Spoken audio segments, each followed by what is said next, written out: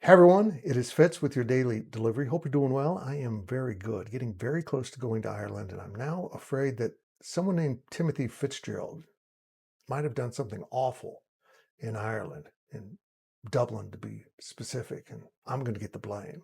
You see, I do my own dumb stuff. I don't need someone else's dumb stuff. I can handle that by myself. But we're leaving pretty soon, so I got to get these done. And I also have to remind you real quick, subscribe to this YouTube channel, subscribe to GoPowercat.com, 50% off, and support our sponsor, coldest.com. Great for tailgating or the drive to the stadium. The Big 12 has decided injury reports are going to be a thing.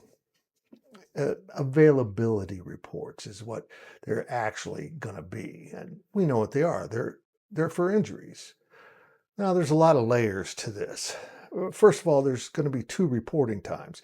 3 days before kickoff. So in theory, on Wednesday from Dublin, they're going to have to issue the injury report, the first one around. And then 90 minutes before kickoff, it's updated. It's mandatory in football, men's basketball, and women's basketball for conference games only. So this will be part of that. This will be the first game played, not just of the season, but with the Big 12 injury reports. Everyone has to be listed on this report in one way or another. They are available, probable, questionable, or out.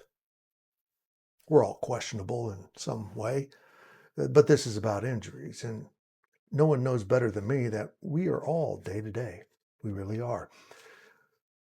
How truthful will coaches be? I expect some gamesmanship here, but how can you bend it? I don't understand.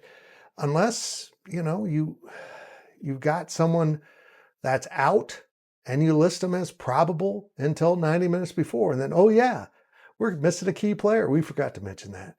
I'm not sure how this stacks up. But the impact here is mostly on, gambling, sports gambling, because knowing injuries has been an insider thing.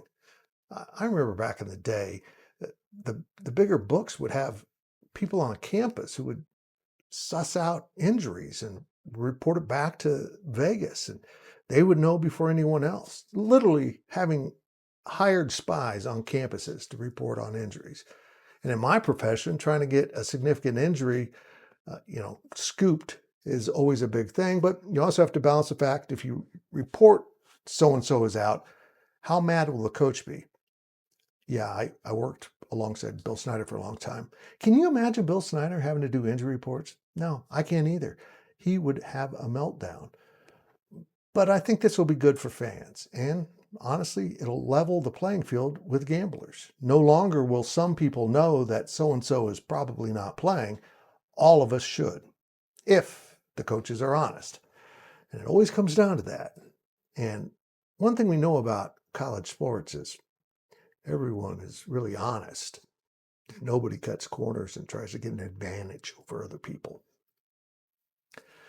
The good news is, I think Chris Kleiman and Matt Campbell are 2 of the good guys, and they will be fairly honest. I am questionable for Dublin. Only because I got like 5 days in Dublin before kickoff. I'm going with my wife, so the questionable activities will be limited. But other stuff, I don't know. We'll see.